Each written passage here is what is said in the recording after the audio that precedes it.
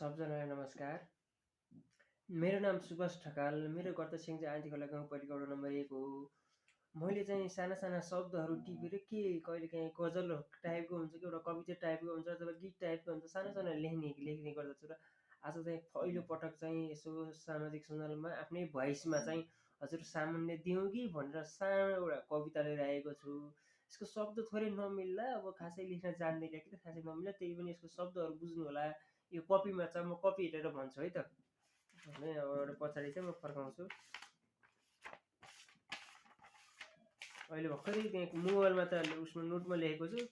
यहाँ चाहिँ भर्खरै लेखेको छु, 8-10 लाइन छ। अब कति लाग्छ यसो लेख्नु होला र कस्तो लाग्छ हजुरले पनि यसो प्रतिक्रिया दिनु होला र राम्रो लागेको खण्डमा चाहिँ सक्दोभन्दा सक्दो सबैलाई सेयर गर्नु होला र यसो लाइक कमेन्ट पनि गर्न नबिर्सनु होला।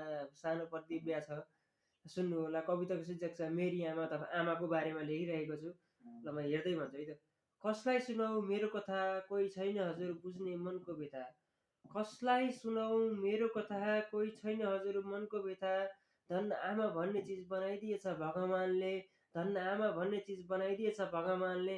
आमा नै हुनुहुन्छ बुझ्ने मेरो मनको व्यथा, आमा नै हुनुहुन्छ मेरो बुझ्ने मनको व्यथा।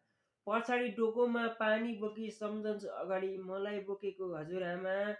आमा पछाडि डोकोमा पानी बोकी सम्झन्छु अगाडि मलाई बोकेको। मेरै लागि भनेर निरन्तर मिहिनेत गर्यौ, तर देखाइनौ तिमी कहिले थाकेको, तर देखाइनौ तिमी कहिले थाकेको।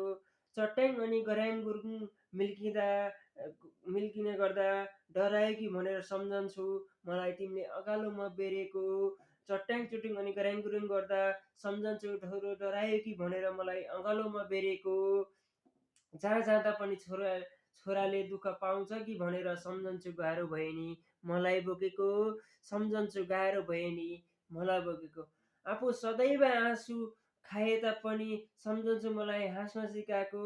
आफू सदैव आँसु खाए तापनि सम्झन्छु मलाई हाँस्न सिकाएको। आफू नपढेर दुःख पाएर होला सम्झन्छु मलाई पढ्न सिकाएको। आफू नपढेर दुःख पाएर होला सम्झन्छु मलाई पढ्न सिकाएको। सम्झन्छु मलाई पढ्न सिकाएको। हस् त, धन्यवाद। यिनै छन् मेरा 8-10 लाइन। कस्तो लाग्छ, के भयो, शब्दहरू कस्तो छन्, के छन्, यसो नराम्रा शब्दहरू त पक्का छैनन् जस्तो लाग्छ।